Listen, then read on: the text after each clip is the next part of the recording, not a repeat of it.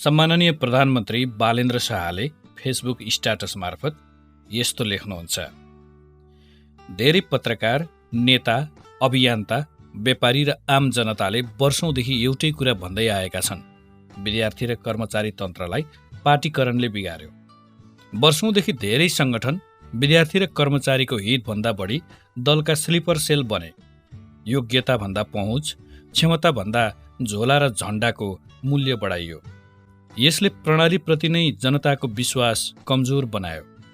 राष्ट्रिय स्वतन्त्र पार्टीले शिक्षालय र कर्मचारी तन्त्रबाट दलगत राजनीति हटाउने कुरा संगठन बनाउन नसकेर होइन। चाहने हो भने आजकै दिनमा ठूला विद्यार्थी र कर्मचारी संगठन बनाउन सक्छ। तर अर्को दल संगठन थप्दैमा न शिक्षाको गुणस्तर बढ्छ न कर्मचारीको सम्मान जोगिन्छ भन्ने कुरा विगतले देखाइसकेको छ। त्यसैले अब स्पष्ट निर्णय आवश्यक थियो। शिक्षालयमा दलको झण्डा निषेध, कर्मचारी तन्त्रमा दलको झोला निषेध। यसले अधिकार खोज्दैन, बरु पेशागत स्वतन्त्रता बलियो बनाउँछ। अब नियुक्ति, सरुवा र बढुवाको आधार दलगत निकटता होइन, विधि, क्षमता र दक्षता बन्नुपर्छ।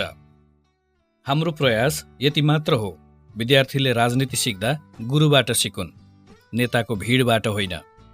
कर्मचारीले विधि खोजुन्, नेताको छहारी होइन। हामी चाहन्छौँ विद्यार्थीले राजनीति सिकुन्, तर सभ्यता, विचार र जिम्मेवारीको राजनीति। कर्मचारीले जनताको सेवा सिकुन्, कुनै दलको होइन। यो कुनै पार्टी विरुद्धको लडाईँ होइन। यो प्रणाली बचाउने प्रयास हो।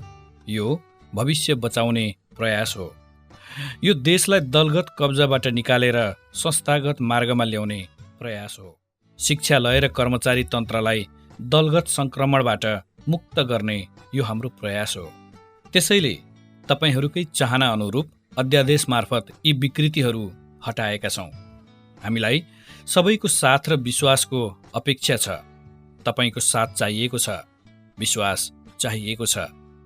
किनकि परिवर्तन भाषणले होइन, निर्णयले आउँछ। हामी तपाईहरूकै जनचाहना बमोजिम काम गर्न सरकारमा आएका हौँ। तपाईहरू ढुक्क हुनुहोस्।